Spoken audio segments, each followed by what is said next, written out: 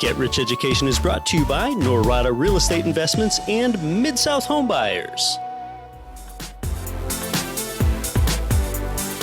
Welcome to Get Rich Education with Keith Weinhold, giving you information and ideas on the investment that has turned more ordinary people into millionaires and billionaires than anything else, and can provide you with more wealth and happiness than you ever thought possible. Now, here's your host, investor, entrepreneur, business owner, and educator, Keith Weinhold. Welcome to Get Rich Education, episode 65. I'm your host, Keith Weinhold, and I'm back to help you think about investing in ways you've never thought of before and improve your wealth. Thanks for being here. I appreciate you. 4 episodes ago, I did an entire show on how your stock market returns are zero. To get a real return, you often need to directly invest in something real. Successful real estate investing often comes down to property management, so just consider this. When renting a single-family home, you can typically get a better quality of tenant than you can with a multifamily apartment building. Therefore, you can make the case that single-family home tenants are easier to manage from that perspective. When you rent out an apartment building, it's often more difficult to find a good tenant because arguably a smaller pool of renters will want to accept those less private living conditions. Well, in an apartment with a lower quality of tenant, it just takes one loud, disruptive tenant or just one tenant engaged in illegal activity or drug activity in your building to spook the neighboring tenants into wanting to move the heck out, okay? Because everyone lives relatively close together. All right, say you can hear that loud noise or whatever through the walls, okay? One unit's bad dog alienates every unit in the building potentially, okay? Well, with single-family homes, you don't have that problem. One loud tenant, they might not even be noticed by others because the residents are spaced far apart, okay? One problem single-family home tenant, they're probably just not going to alienate any of your other renters, okay? Plus, the single-family home that is next to your single-family rental, that's probably not even owned by you. So, yeah, it's bad that that neighbor is irritated by your problem tenant, but that neighboring home, it's probably not your tenant, okay? It's going to be somebody else. All right, so you're telling me that in apartments, it's harder to get good tenants, and yet at the same time, it only takes one bad apartment tenant to mess up the lives of many residents in one building? Yes, that's what I'm telling you, and that's one advantage of single-family home investing over multifamily apartment building investing. Different people and cultures have different sensibilities. One tenant might view keeping their barbecue grill in the front yard all summer is a real convenience, and that tenant in the apartment's neighboring unit views it as an irritating eyesore that they have to look at every single day, okay? So today we're talking about the pros and cons of single-family versus multifamily apartment investing today, and your guest is me and me only, as I've owned both types of rentals for years, and I've bought both types, and I've sold both types too. And we're often going to be talking in generalities today, as there are often little exceptions to things, such that if I had to mention every last caveat, we would not learn much of anything today. By the end of the show, I'm actually going to make a decision. I'm going to choose what I think is the better investment, at least for me, in 2016. Single-family homes or multifamily. You're going to hear a lot of pros and cons of both, and you can decide for yourself. But first, I want to tell you about the best investment that I plan to make in 2016, and that is attending next month's Real Estate Guys Investor Summit at Sea. You can join the Real Estate Guys for 8 full days of fun, sun, powerful, practical investing intelligence, all aboard a luxurious cruise ship. And, it's really not just a conference, and it's not just a cruise either. The Summit at Sea, that's your opportunity to engage in quality interactions with fellow investors and some of the brightest minds in this entire business. So for 13 years, Enthusiastic investors like me and you from around the globe, they've all come together to network, mastermind, and study with each other and with thought leaders in economics, energy, real estate, precious metals, tax mitigation, estate planning, asset protection. Plus, on the cruise, you're going to meet Robert Kiyosaki, G. Edward Griffin, Tom Hopkins, your hosts, Robert Helms and Russell Gray, and a lot more thought leaders are going to be there. And, I guess sometimes people ask me, Keith, how do you have all these connections with these guests that you have on the show? Or how did I really get to where I am? I mean, there's really just no secret to this. I just don't know how much better I can say it. It's just because I go to events like this. A lot of the guests that I've had here on Get Rich Education are going to be on the Summit at Sea. And hey, if you've ever wanted to ask them any more questions, well, you're going to be around them for 8 days. As I want to make you more successful than me, faster than me, that's one of my mantras here. Well, you're already probably investing right alongside me if you act on the opportunities from this show and from our newsletter. At the Summit at Sea, you're also going to be networking right alongside me. It's going to be my first summit, and I'm not part of the faculty, so I'll be free to completely enjoy it just the same way that you are. It is next month, February 26th to March 5th. Our cruise ship sets off from Miami with stops in Cozumel, then Jamaica, then Grand Cayman, and finally the Bahamas before we return to Miami. So the networking, the education, the investment opportunities, and just the travel to those great places all at the same time. I mean, that's why I call this the best investment that I'll make all year. The Summit at Sea is not a low-cost event. Okay, so if you're brand new to this, or if the only way you can get there is to go into 18% APR credit card debt to attend, well, then I probably don't want to see you there, okay? Now, Get Rich Education's right-hand man here, John Collins, he did attend his first Summit at Sea before he ever owned a rental property. So some people do that. Most don't, but you sure can. But I mean, if you have even as few as 1 or 2 rental doors, up to hundreds of rental doors now, and you want to just accelerate your learning and your connectivity, I'm going to be on the cruise, and I'd love to meet you and get to know you there as well. It is the real estate investing event of the year. If you can't go on the cruise, you know what? I'm going to take tons of notes there, and then I'm going to come onto the show here and give you all of my top takeaways anyway, all right? So if you want to know more about the Summit at Sea, go to getricheducation.com and click on the events page. You'll also see on the events page that the next Panama Coffee Farm Tour is March 11th to 13th. Now, I often get asked a question like, okay, I'm interested in cash flow real estate investments, but what's better? Single family rentals or multifamily apartment properties? Now, it's really hard to definitively answer that question. I'm just going to present some pros and some cons of each, and you can make your own decision, and then I'll tell you what I think is better right now.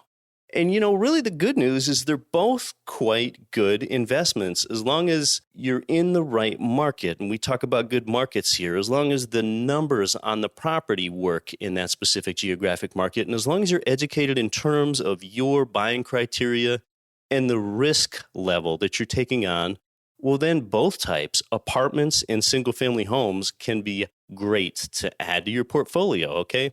But if you're only trying to buy one property right now, which one should you go for? If you're buying your first rental property, which one should you start out with? All right, so here's a breakdown of some pros and cons of each to help you decide. I've kind of put this little check mark next to each one, okay? You need to decide what rental property you want to buy, all right? Now, when we talk about an apartment building, just visualize a 6-unit building, okay? I think everyone knows what a single-family home is. So as just with about anything in life, there are pros and cons to both. And I just kind of want to preface this by saying, we're assuming that these are properties that are a good deal, where the income exceed the expenses, meaning positive cash flow, and it fits your proper buying criteria with the proper team, and you have the proper experience in place to manage the property. Now, as long as all of that is intact, you have a choice between a single-family home and a 6-unit apartment building. This can help you figure out what to buy. So what about property cost? When it comes to property cost, the cost on a per unit basis, it's almost always going to be cheaper with an apartment. Now, the overall cost of the whole property is going to be more than it would be for a single family home. It's just the cost per unit's lower. Okay, so you're kind of getting more bang for your buck in terms of how many doors that you get when you buy an apartment building. How about the school district? Do you give that much thought? That is significantly more important to a single family home investor for you to look into the school district that property's in, because single family home renters often have families. When an apartment building of one bedroom units or efficiency units is what you're contemplating buying, the school district can mean significantly less, okay? It can mean almost nothing. Just think of the type of people that live there. They're typically not going to be families that live in a one-bedroom apartment unit or an efficiency apartment unit, okay?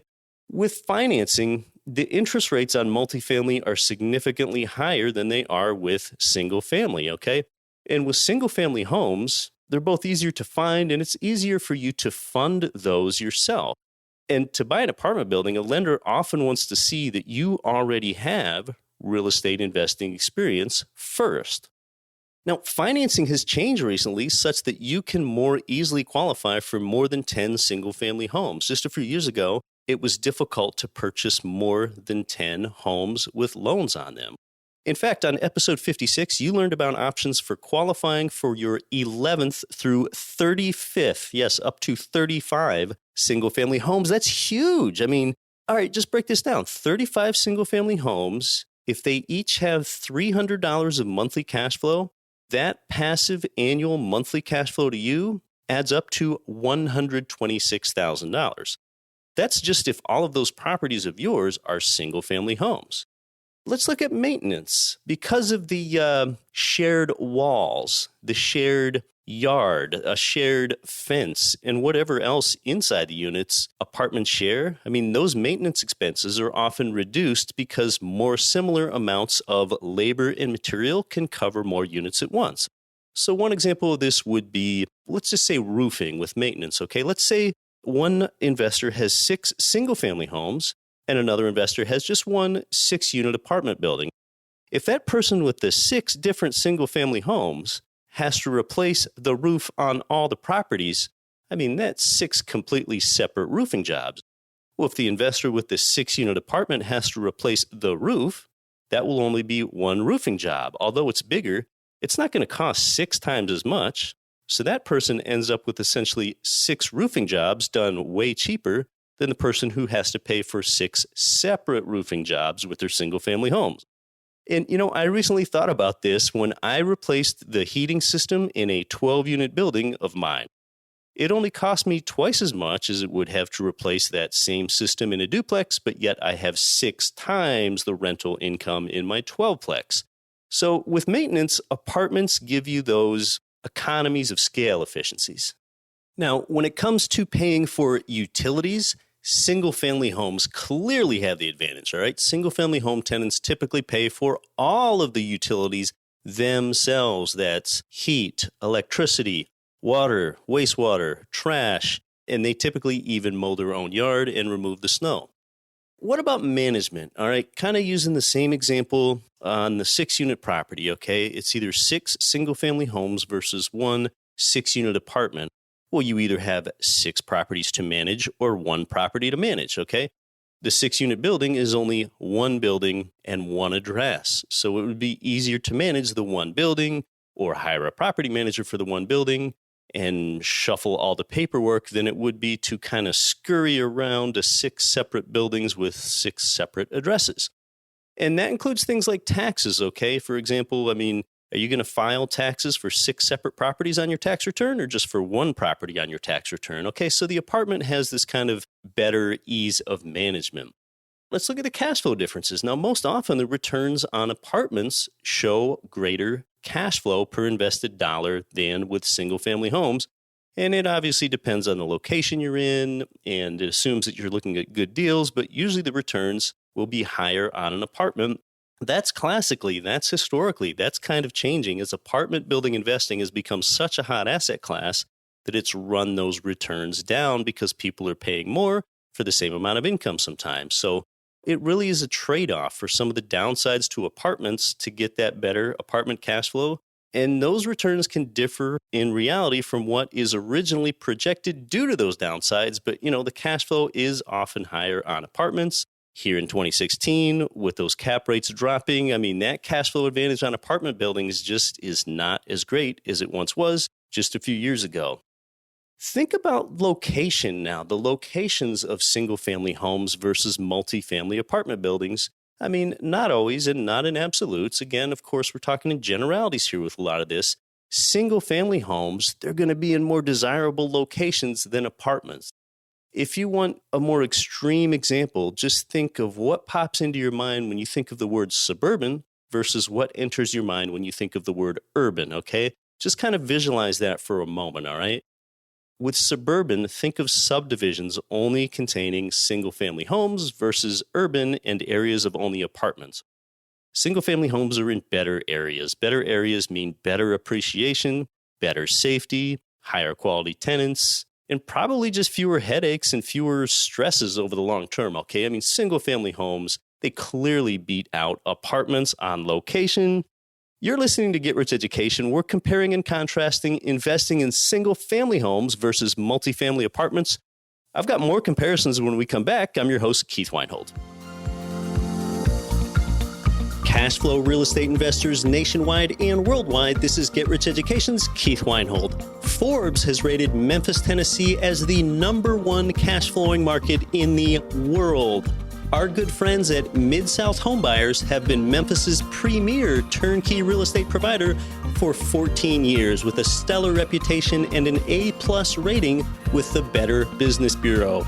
Owner Terry Kerr was born and raised in Memphis. Yeah, he knows the market and has renovated and sold over 1,000 houses in the Memphis area.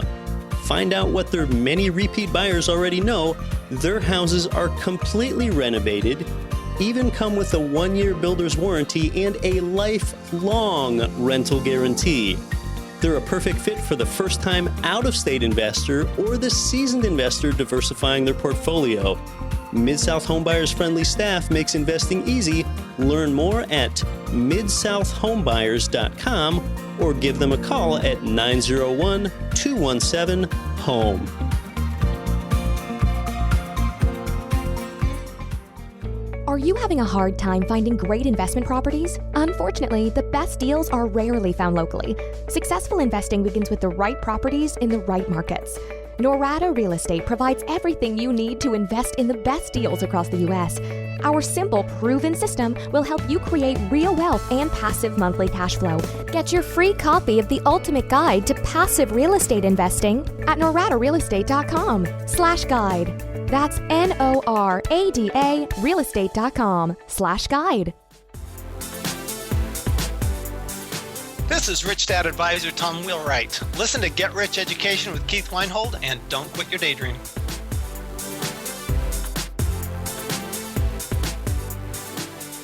Welcome back to Get Rich Education. We're comparing and contrasting the differences between investing in single-family homes versus investing in multifamily apartment buildings. Let's talk some more about tenant quality. This one isn't any sort of guaranteed factor in either property type, okay, but there just is that better chance of having better quality tenants in a single-family home than an apartment. And, again, this is totally dependent on location and the quality of property, but single-family homes are going to attract those better long-term tenants. And think about what they're thinking about. They're looking for a home that's going to kind of feel like their own when they rent a single-family home. They want to make that their own versus apartments where very few people kind of see that as their own. Typically, a single-family home has that higher quality tenant looking for somewhere to view as their own and take care of. And, once they're kind of inside that and feel like that's the house they own, they're also going to take better care of it. If a tenant likes their single-family home and the terms work for you and they've been there a few years, that tenant might even offer to buy it from you at a good price. Now, if there's any chance that that tenant ever sees themselves offering you that, just think about how well they're going to take care of the place while they rent it. In apartments, they're never going to feel like they're going to be able to own that one unit in the 6-unit apartment building, okay? So apartments typically attract more transient tenants who likely will not stay as long, and they're just a lot less interested in treating the property as if they own it. And tenant quality, I mean, that ends up going a long way when it comes to owning a rental property. Again, vacancies, repairs, and headaches, those things we want to avoid. And, this can dramatically affect the anticipated returns on a property. So it's possible to have perfectly good, high quality, long-term tenants in apartments, but the chances are just quite a bit better with a single family home. And just the same way, it's possible to end up with horrible tenants in a single family home, of course. So, it's just all about weighing the risks and looking at probabilities of good tenants or bad tenants. Single family home residents win out on this one as well. Okay. So if your single family tenant bangs a hole in the living room wall, all right, that can come out of their security deposit. We know which party's responsible. Okay. But if a tenant bangs a hole in your apartment building's common hallway, well, how are you going to find out who did it? Or how is your manager going to find out who did it? Okay. So there's just less responsibility on common shared amenities in an apartment building, okay? Let's look at tenant turnover. I mean, that's a huge thing. I mean, we just mentioned that apartments attract more transient tenants rather than long-term ones. And turnover, that could be your biggest expense as a rental property owner, okay?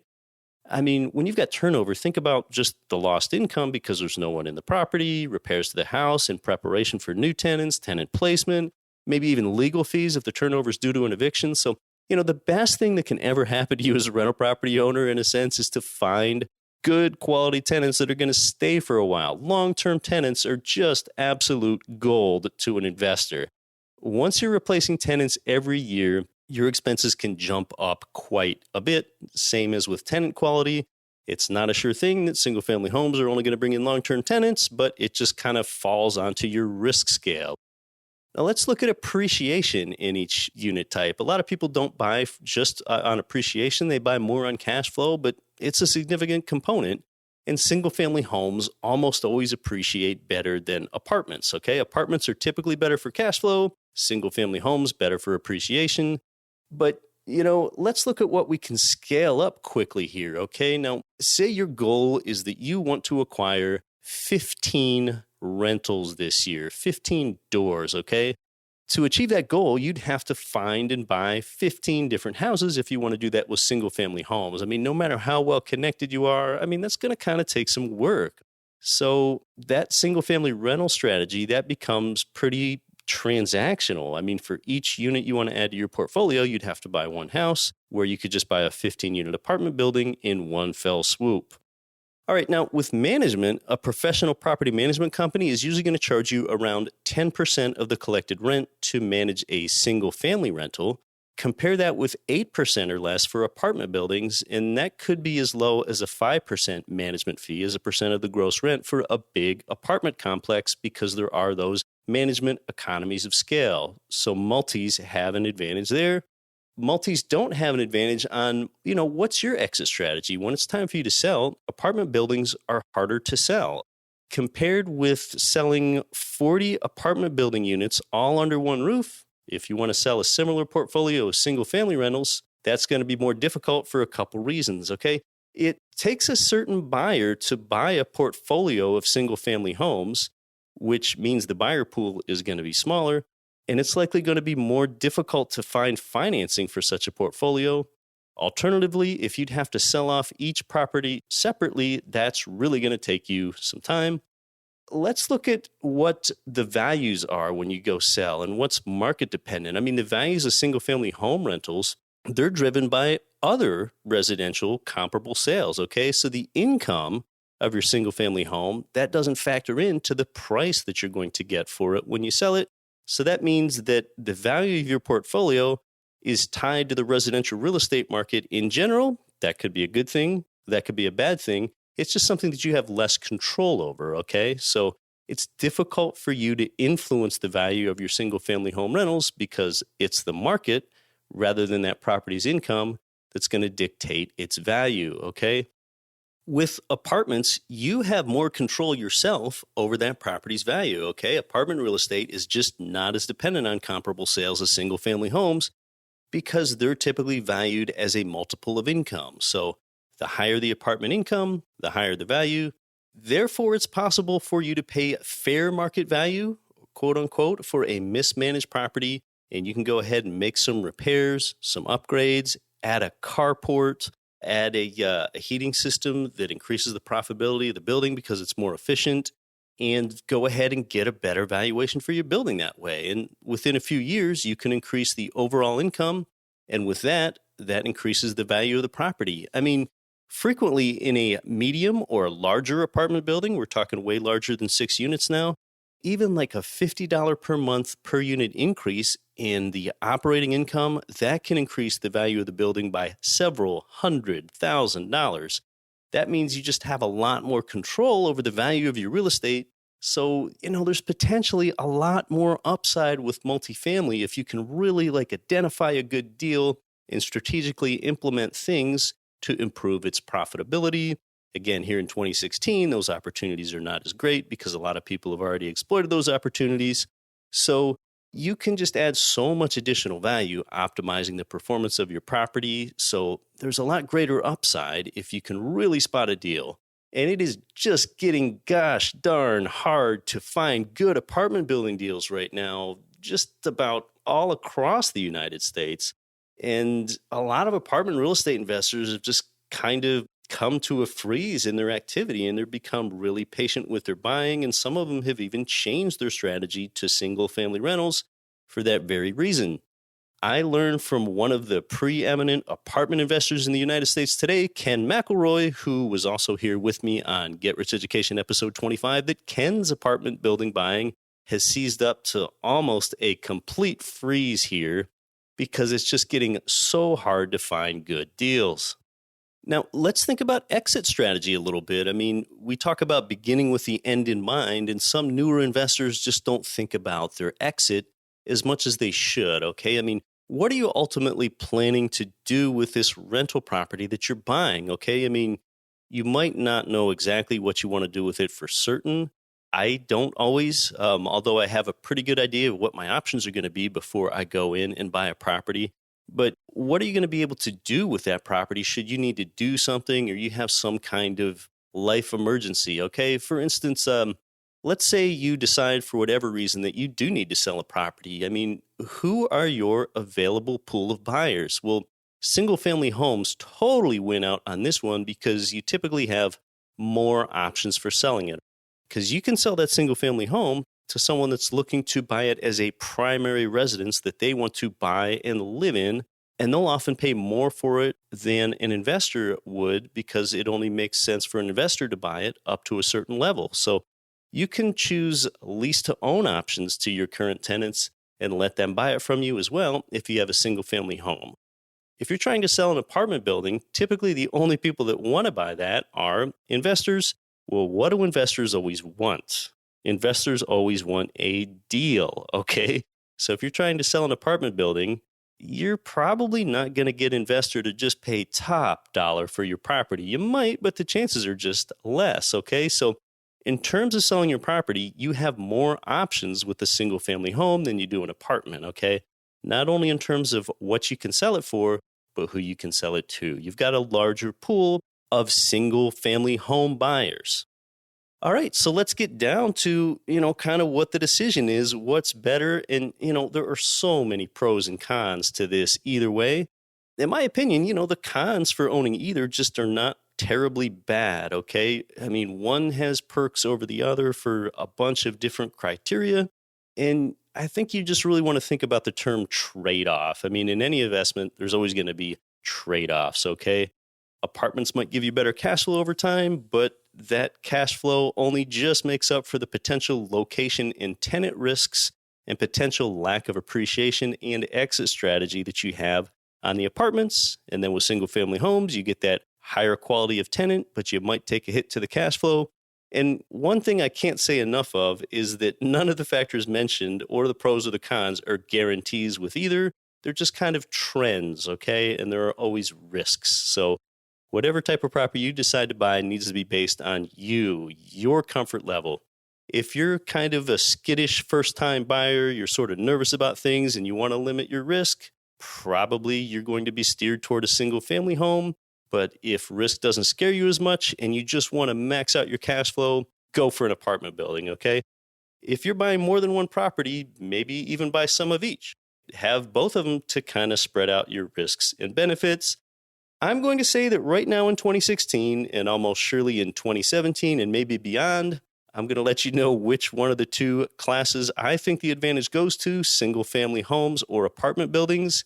And in my opinion, at this time, it goes to single family homes. Okay, there are just more advantages there right now. Institutional and hedge fund money is increasingly chasing single family homes as well. Okay, they've taken a leap ahead of apartments for a while here for a couple more reasons. Number one, you have, like I mentioned, the recent availability of financing for more than 10 single family properties. That's huge. And the other one is this fact that homeowners that lost their family home to foreclosure a few years ago, they don't want to downsize and live in a communal apartment, okay, because they want to maintain their standard of living and rent a single family home just like they were living in before they lost it. So that helps with single family homes demand. Single family homes win over multifamilies today. Of course, there are always deals for each type in every market, but I've picked a single winner today, and that is single family homes. If you want to enhance your wealth, go ahead and check out GetRichEducation.com, where you can find out about those events that I mentioned earlier in the show. Another thing you can do is visit our giving back page at GetRichEducation.com if you want to see what organizations we're making charitable donations to. We're helping out some charities. You can also listen to all of the GRE audio shows, and you can see photos of every guest that's ever appeared on the show. You can do that also at GetRichEducation.com. And your best resource so that you can have actionable opportunities where you can buy hand-selected turnkey real estate in investor advantage markets, including a lot of cash-flowing single-family homes. Subscribe to our free newsletter. That's the thing you really want to do. Yes, once again, at GetRichEducation.com. Our subscribers to our newsletter recently had actionable opportunities in both the Chicago and Indianapolis market, with more on the way, and they will be delivered right to your inbox. Thank you for joining me, and until next week, I'm your host, Keith Weinhold. Don't quit your daydream.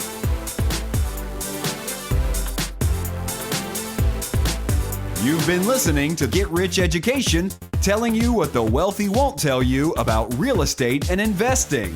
If you enjoyed the show, please take a minute to visit iTunes and leave your comments.